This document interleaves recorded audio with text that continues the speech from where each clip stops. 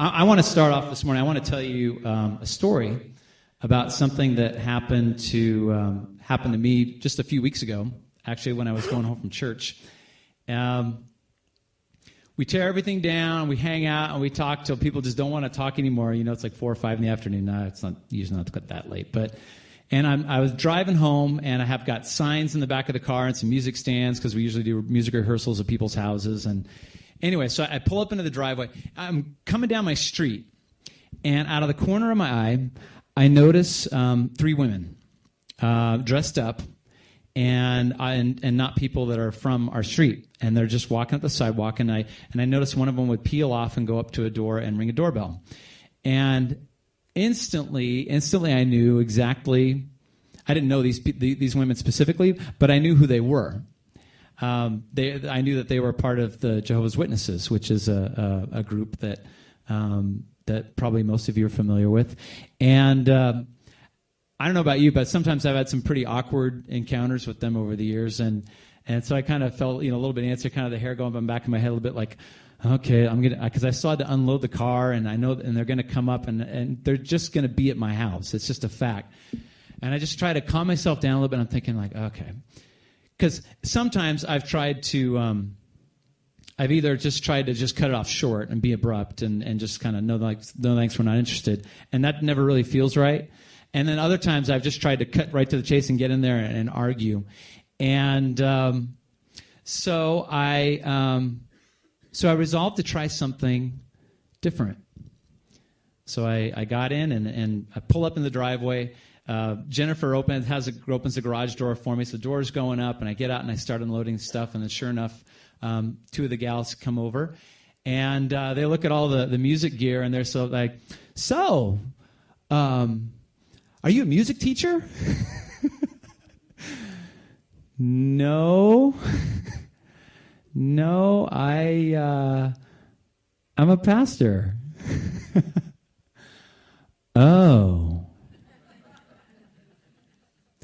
Well, and then they proceeded to invite me to a speaker, an event that they had. And I kind of took the little flyer, and I got really quiet, and trying not to sound uppity or superior or cocky or spiteful, I just looked them in the eyes and I said, if you ever need us, if you ever need help, or if you're trying to get out, or we're here for you. And there's a story. The story behind that is I have a number of friends who have been a part of that group, and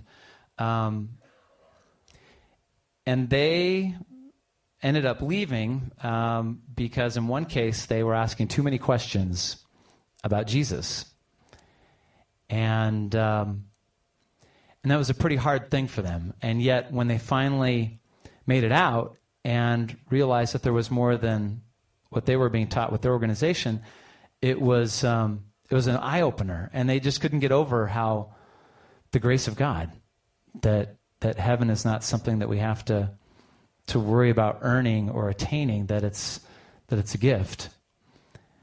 And I know that my fear is a number of people in that organization, that they live in fear, that they're just, if they ask the wrong question, or if they don't do the right, that they're, you're out if you don't measure up. And so I tried to somehow, and it still came out. It still was awkward. I still got to figure this out. But there's something to it, because there's another. Now, in America today, we realize that there's a huge diversity of opinions and religion and politics and all the stuff that we love to hate. So we don't agree. But in something like that, I think that for a lot of people kind of outside sort of the religious sphere, they would probably look at the differences, say, between the United Methodists and the Jehovah's Witnesses or the Mormons, and they would just be like, what's the big deal? Like, what is it? Is it really worth disagreeing about? Because we don't like arguing anymore. I think 100, 150 years ago, it was a little bit more civilized, and people just kind of did it. But now, We're a lot more sensitive. We're a lot more wounded. We're a lot more guarded. And you feel that anytime there's any kind of a group, whether politics or religion or somebody, and you're kind of, you want to respect them, and you don't want to be mean to them, which is what I was trying not to be mean to them. It's funny because when I said that to them, one of the gals kind of started to get a scowl on her face, but there were two women. The younger, she was probably, I don't know, maybe 20 years old. And she started to tear up a little bit. And I kind of wish I had maybe followed up or something, but it's kind of hard with the friends there. Because I don't know if it was because she was so distressed that I was straying from the truth as she saw it. So perhaps that was a tear for me. Or perhaps she had never met anybody who had put their finger on what was going on inside. Now there's some things that I really like about the Jehovah's Witnesses. So we're going to go ahead and, do we get that? Awesome. Let's go ahead and put that up. Things I like about the Jehovah's Witnesses. Here we go. All right, first of all, I love that they emphasize reading the Bible. That's a really good thing. If you've listened to their spiel, they'll come up and they'll, say, hey, it's a really good idea to read the Bible. And oftentimes they will actually knock on doors that are in their own neighborhood or at least in their own area of town. It's just, and it's something that I think the average witness will go out and do once or twice a year. They'll kind of go out and make the rounds, see if anybody's interested, ask them if they're reading their Bible. And that's cool because the Bible is an amazing gift and we need to spend more time in it. So I like that. So they emphasize reading the Bible. Let's go ahead and put the next one up. They're highly committed, and enough so to risk ridicule or persecution by consistently reaching out to their communities. After having knocked on thousands and thousands of doors here in Post Falls, I know what that's like. And even when you're a pastor, it's not easy. And I believe the average Jehovah's Witness gets out into neighborhoods, on the streets, talking to people in parks, knocking on people's doors, and they are engaging people representing their faith. And that is huge. It's huge. And I think that is awesome, and I think that's something that the kind of commitment that we need to see more of. Maybe not exactly the same way they do it. For example, if you dress up and you go to somebody's doorstep, and probably on the other side of the door, do you think they're dressed up? Yeah, it's just anyway. But I guess they like dressing up. But they're highly committed, so you cannot fault them for that. I think was there one more there? Yeah, they are fairly clear about their beliefs and they're highly organized. There's some consistency. They stick with their principles and they're locked on. So there's some really powerful things to respect about this group. However, there's the reason, even though there's some things that I respect, overall, I dare I say, grievously oppose the bottom line for how they believe. And that's going to tie directly in to where Jim and I are going this morning. So let's go ahead and look at the first thing that I dislike about the Jehovah's Witnesses. They believe that they are the only legitimate form of the church. And I think they've got somewhere around 10, maybe 15 million members worldwide. That's a lot of other Christians that are missing out on heaven. And that's one of the things that I love about the faith as I know it, and the United Methodist Church, is that we play well with others. We don't have this notion that somehow we're the only church. We are a church, which we're trying to be a faithful church, but there are a lot of other great churches besides us. And so that's one that's kind of hard. Let's go ahead and do the next one. They kick people out for questioning what they believe. Very, very rigid. Some of you know how I love the Alpha. How many people have done the Alpha course in here? Yeah. The Alpha course is an introduction to the Christian faith, and I love it because it's all about questions. It encourages people to ask anything, and they can say anything, and nobody's going to beat them up. I mean, it's not that we're like kind of dumbing down the faith and saying like, oh, well, if you don't want to believe in the resurrection, then it's no big deal. No, it's not like that. It's here it is. Talk about it, discuss it. This is what the church believes. Try it on for size. See how you can grapple with it, and maybe we can help you figure it out more if you feel like God is coming into your life right now and you're open to this. So, but very, very rigid. And then finally, they believe that Jesus was not God, that he was created. a lot just like you and me. They believe that perhaps that he was the most perfect man ever created. They believe that he was incredibly good. But that may seem like a subtle difference, like, oh, what's the big deal? Like, okay, geez. The difference is mainly this. If Jesus was not God, then that means that when he went up on that cross, in a sense, universally, it was just one of us paying for us. That means that it is not, you lose that closeness, that connection between God the Son and God the Father. It means that it wasn't God on that cross, which puts a very distinct limit on the love that's coming from God. Do you see how God would seem more distant if he didn't really sacrifice himself on the cross for us? And I wonder if things like that kind of lead to some of the fear and some of the high control and the things that they do. Because in their mind, you got to stick with this, and you've got to make Jehovah happy, and be thankful that he created Jesus to die for your sins.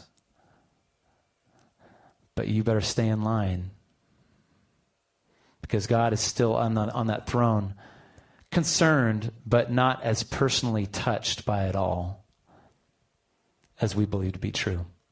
So how do things like this happen? In the case of for the Jehovah's Witnesses, they actually did a little bit of tweaking, and I'm going to show you here in a second. One of the best places to turn to try to understand more, like, who is Jesus really? Like, was he a great teacher, or was he something more than that?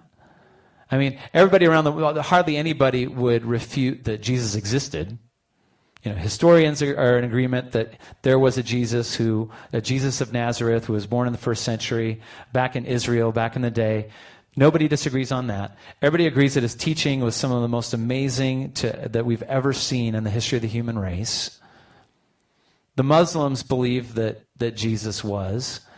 The Jews, and they respect him as a prophet. There are many Jews that see Jesus as a traitor, but real. And you're going to find every other opinion beyond that. So who is Jesus really? If you look in John's gospel, it's a really, really good place to begin to get a handle on that. So if you want to turn with me, we're going to be in John chapter 1, verse 1.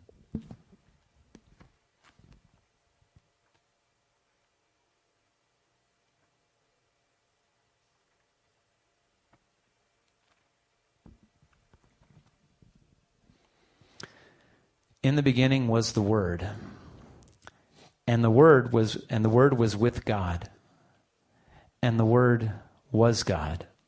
Verse 2, he was with God in the beginning. Through him all things were made.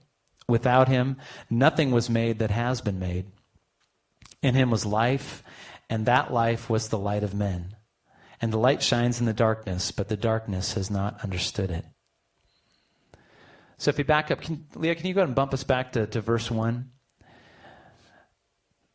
The idea of the word, Jim's going to talk about that more in a little bit, but the Greek word for word is logos.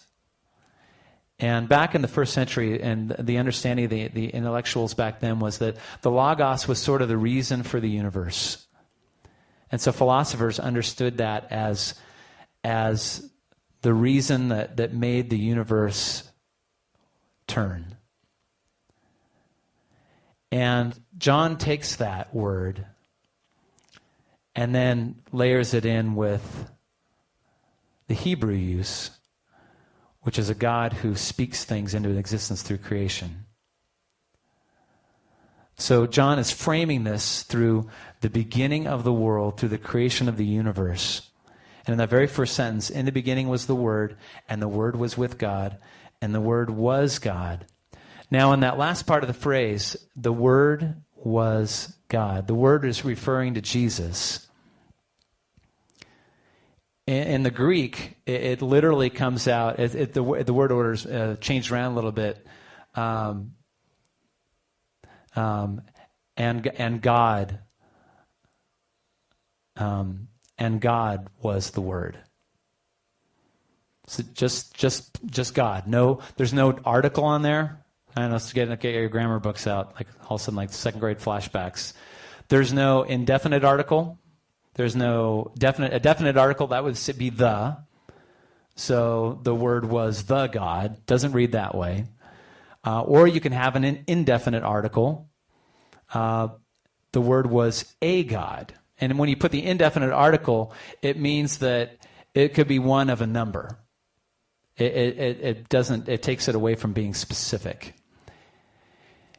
And what happened is, I think that somewhere in the past, I think some of the Jehovah's Witness leadership realized that this verse was pretty problematic for backing up their teaching that Jesus was not God, that he was created.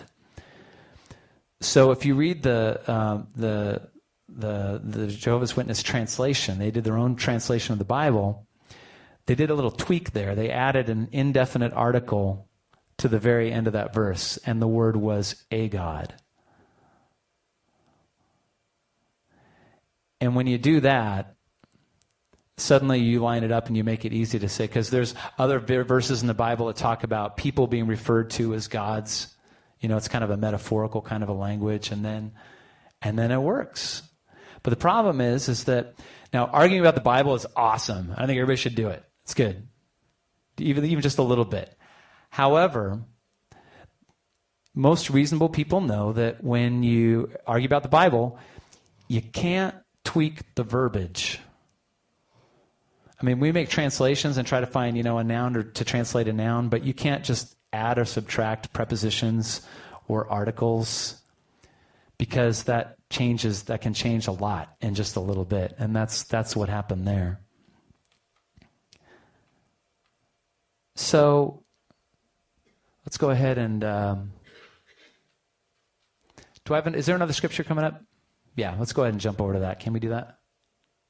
All right. Yeah. The Jews definitely saw Jesus as claiming that he was God. And John points out, there's a lot of conflict in John's gospel. Jesus goes round and round and round with his people. So if you look in the middle of chapter 5, John makes this observation. He says, "For this reason the Jews tried all the harder to kill him.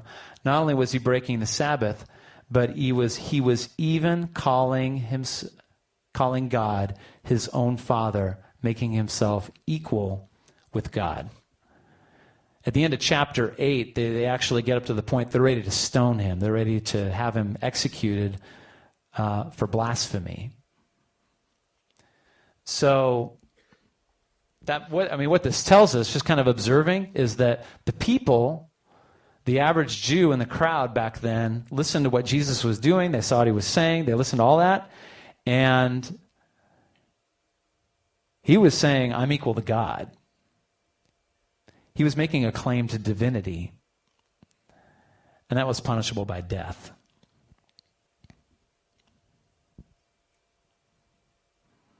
Big stuff. I don't know how you can. I'm not always sure how could you be equal with God but not be God? I don't know, because then it's not like God. You'd be like a God. It doesn't work, does it? So God, his own equal by making himself equal with God. All right, I think that's the last one before. Yeah. So we've kind of launched the subject.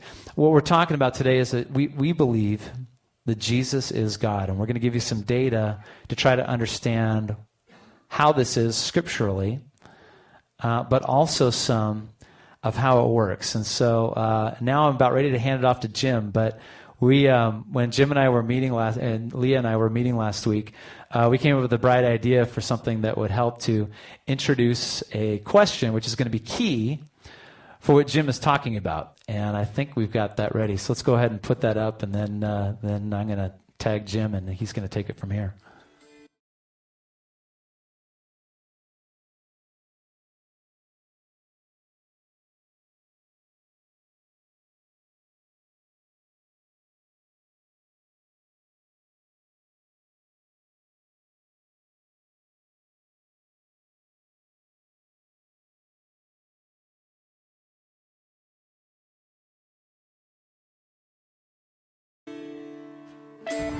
So do you think God is humble? Yeah, I do. I think that in every religion, like Christianity, Catholic, all of them, they're all stating that God is humble. Okay. That's all. So do you think God is humble? Yes, I think God is very humble. Do you think God is humble? I don't think that God allows us as humans to be anything other than what he can be, and because we can be humble, then we are probably following in his footsteps. I think that he has shed tears. I know that he has shed tears, and I think he has probably every emotion that we do. So do you think God is humble? Sure. I guess he died for us, so yeah. Okay. Excellent. Okay, go ahead. I think he's humble because he risked his life for all of us. And yeah, better than Satan.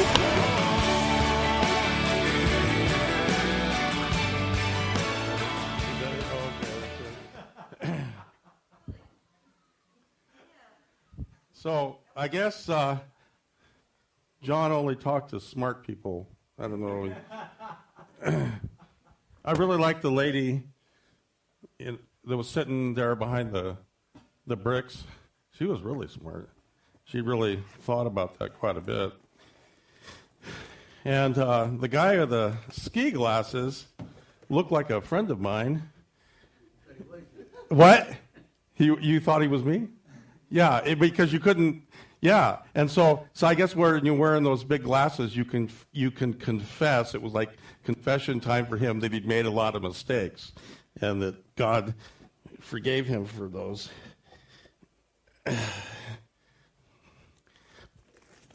Okay, so the question that was supposed to be the lead-in question was, why is it such a big deal that Jesus is God, and why do people have such a problem with that? So how am I doing? Am I on?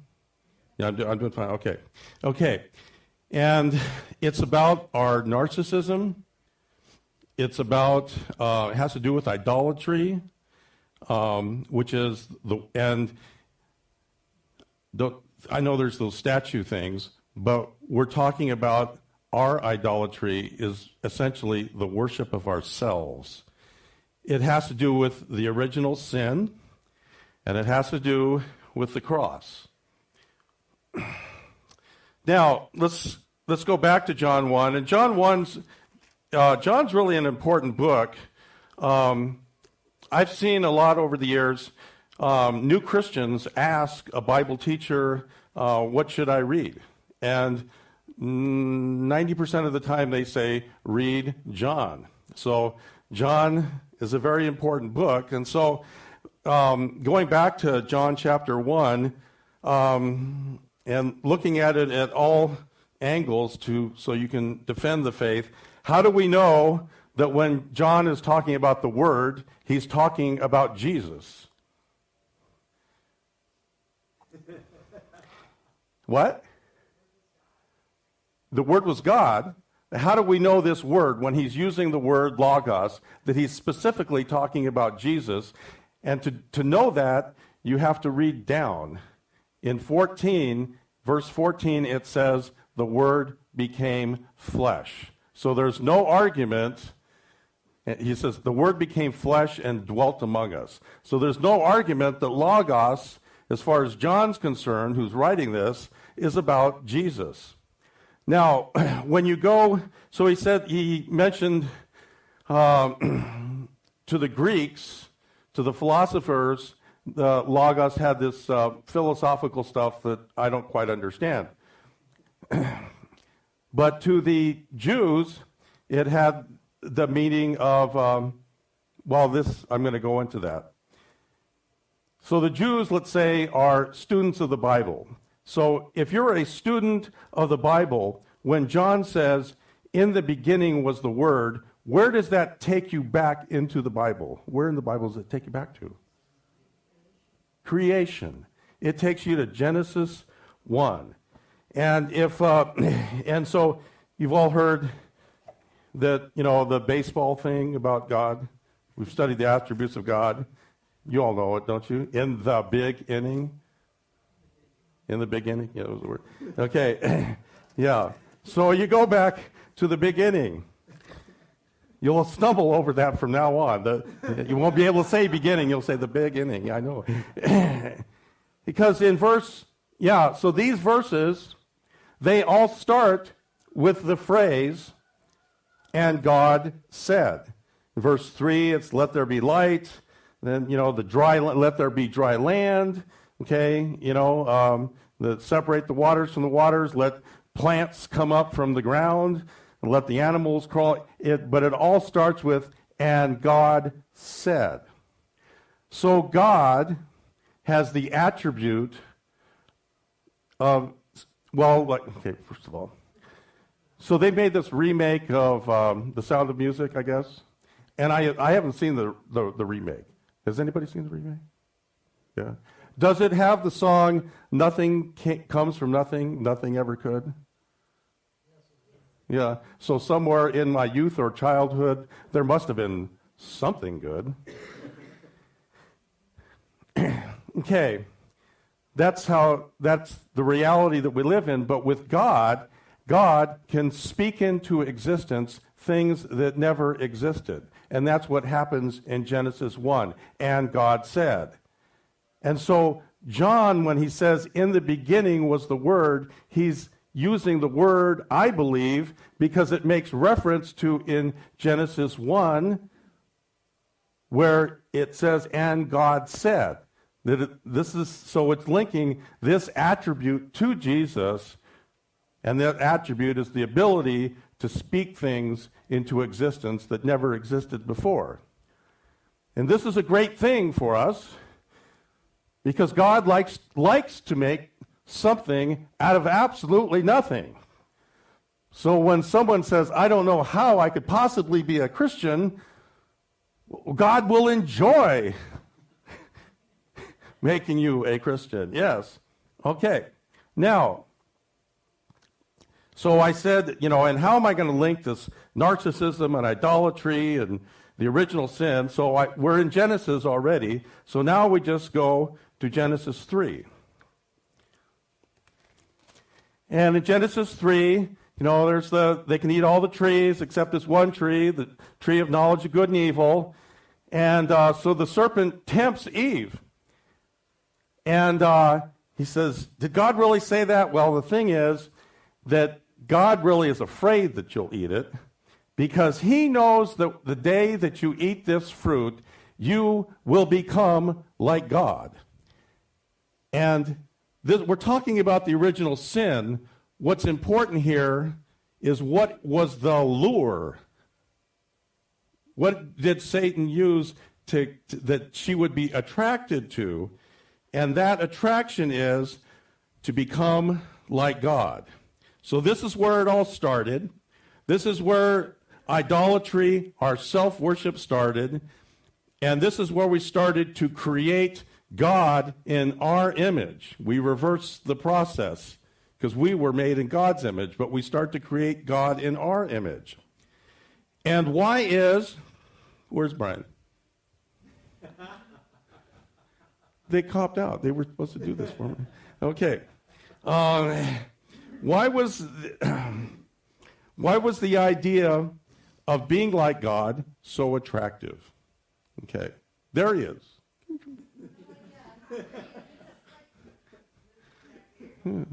Okay. Yes. And with the thing is that, but we see God from our own paradigm. So this is the false God. We see, when I was 10 years old, I used to stand in front of the mirror and go, yeah, there you go.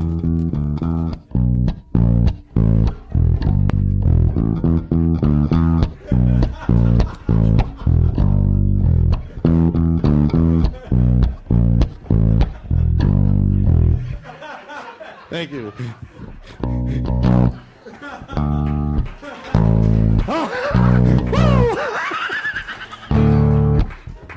Yeah, my long flowing hair. Now, why did I do that? And what does this have to do with what we're talking about? Because rock stars can do crazy stuff. They get to make up the rules. And whatever they want to decide that comes into their brain, they do it. And the crazier stuff that they do, the more the chicks dig them. So that's why I wanted to be a rock star, and I probably, all the other guys did too. They just won't admit it, unless they're wearing those big sunglasses things. Okay. This is the false paradigm of who God is. This is the big attraction. I mean, Satan wanted to be God, and that's what got him thrown out of heaven.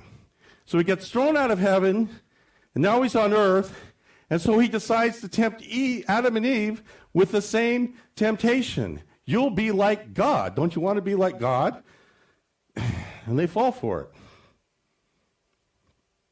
So Satan wants to be God. Adam and Eve wants to be God. Does anybody here want to be God?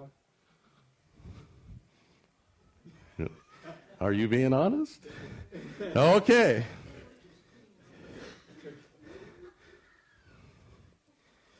But I have evidence. There is evidence that this same issue has, in fact, been passed down to all of us. That's part of the package of our sin nature. And the evidence is found in Luke 23. So if you have your Bibles, and I think they got all of Luke down there.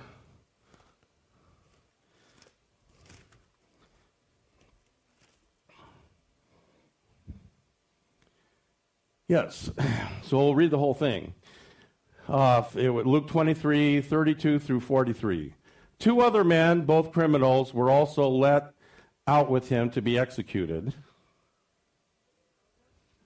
I'll just read it. It is.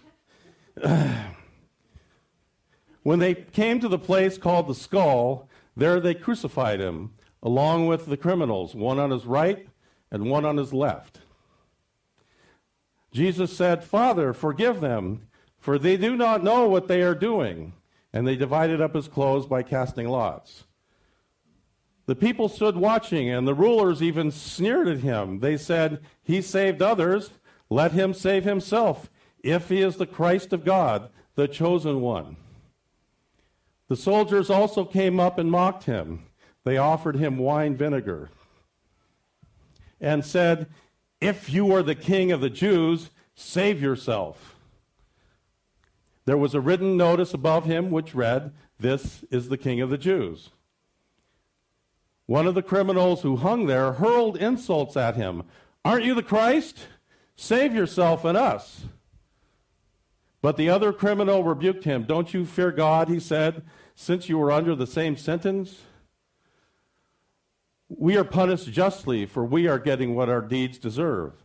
But this man has done nothing wrong." Then he said, "Jesus, remember me when you come into your kingdom." Jesus answered him, "I tell you the truth, today you will be with me in paradise." So, in this passage, it says 3 times, one's the criminal, one's the soldier, and one's the rulers. In verse 35, they say, he saved others. Let him save himself if he is the Christ of God, the chosen one. In verse 37, it says, if you are the king of the Jews, save yourself. In verse 39, one of the criminals who hung, the criminal actually says, aren't you the Christ? Save yourself and us. So this is the evidence. What was the reason for their disbelief? The reason is that when the real God showed up on the cross, he didn't match their paradigm of the false God that's been hanging around ever since Adam and Eve, ever since the original sin. Because the false God is a rock star. And that false God would never allow him. He's this prideful and arrogant God that we created, who would never even consider humbling himself by going to the cross. Now, going to the other criminal in verse 40. But the other criminal rebuked him. Don't you fear God, he said, since you were under the same sentence? We are punished justly, for we are getting what our deeds deserve. But this man has done nothing wrong. Then he said, Jesus, remember me when you come into your kingdom. So I like to call this guy Bob. Is there a Bob in here? Two Bobs? Oh, so we're talking behind his back, kind of. I just like the word Bob because you can say it backwards. That's the extent of my grammar understanding. So Bob was a big disappointment to his mother and never did a thing right in his life. And in fact, when it dawns on him, this truth, he has nothing to offer God. He has no leverage. I don't know if anybody's ever tried to make a deal with God. You know, if you give me this, I'll serve you for the rest of my life. I'll give this, I'll do this. He couldn't do any of that. He was dying. But of all the people there that day, the crowd, the religious big shots, the soldiers, and the other criminal, Bob's the one that got it. And because Bob got it, Bob got to go to heaven that hour. And he's in heaven now, and he's going to be there forever. And what Bob got right was he recognized the authority of Jesus Christ, that Jesus has a kingdom, and that as king of that kingdom, Jesus can determine who gets to be in that kingdom with him. Now, in Corinthians, do we got the Corinthians one guy? Yeah. For the message of the cross is foolishness to those who are perishing, but to us who are being saved, it is the power of God. And then in verse 21, for since in the wisdom of God, the world through its wisdom did not know him, God was pleased through the foolishness of what was preached to save those who believe. And in verse 23, but we preach Christ crucified, a stumbling block to Jews and foolishness to Gentiles. So remember, the question was, what's the big deal about Jesus being God, and why do people struggle with this issue? And if you read through that chapter in 1 Corinthians, it becomes, well, first of all, is God against wisdom? Because he says, I come to destroy the wisdom of the wise. And in the context of that whole chapter, it ends with this thing about, let him who boasts, boast in the Lord. It's all about pride. The preaching of the cross is foolishness to those who don't believe. And the reason why it's foolishness is because of our pride. Now, heaven is a wonderful place. And one of the reasons why it is a wonderful place is that no one in heaven has a chip on their shoulder. I mean, think about it. That is one of the big things that makes living on this earth miserable because you have to run into these people. But no one in heaven is going to be that way. And the reason why no one has a chip on their shoulder, I mean, that's part of the sin nature. There's that aspect. But also because someone who has a chip on their shoulder will not come to the cross. They can't lay it down so that they can receive the free gift. The truth is that God desperately wants to extend his grace to us, but there's one and only one thing that will block God's grace. In John 3, I like Hark the Herald Angels Sing. By the way, because she asked, are you a music teacher? It wouldn't matter what they ask me, since I've done everything in the world, I can always say yes. So I can say yes. And Hark the Herald Angels Sing, when you sing all 4 verses of it, has more scripture references than any song ever in the history of mankind. It has at least 15 that I've seen. And in the 3rd verse, there's 3 lines in a row, I believe it's the 3rd verse, that has the word born. Born that man no more may die, born to raise the sons of earth, born to give them second birth. And where does that come from? Again, what's the book that new Christians normally read? Is John, and it comes from John 3. And in John 3, there is a discussion started by Nicodemus. Nicodemus doesn't want anybody to see, but he really admires Jesus, because he's a Pharisee, and the other Pharisees might not like it. So he comes to Jesus by night and wants to engage Jesus in a really good religious discussion, but Jesus interrupts him right off the bat and says, Nicodemus, unless you're born again, you can never enter the kingdom of heaven. Now, the thing is that Nicodemus was a good man. And the temptation, I don't know, I mean, there's a discussion, and he has a problem with this being born again. What do you mean? That sounds ridiculous. But there are people who think that God would be lucky to have them on his team. That they're like right here, and they just need a little bit of Jesus to get over the hump. And this is the response that Jesus gives to this guy. If anybody would be in that position, it would be Nicodemus. He had lots of credentials.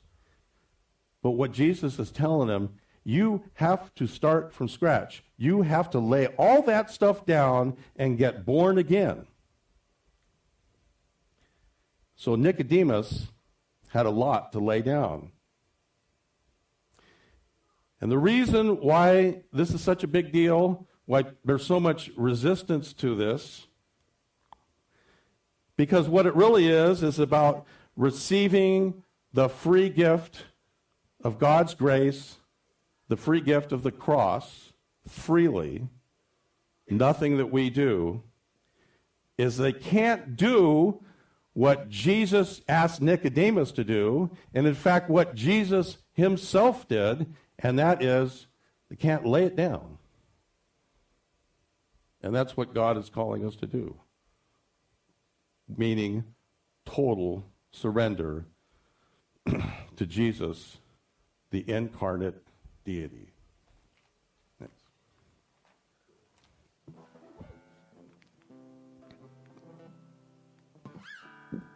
We got a few minutes to pray. We're going to take an offering, and if you're not giving anything today, that's totally fine. Let's take a few minutes to be quiet. Jot down some notes. Take a few deep breaths. Think about the week. Talk to the Lord.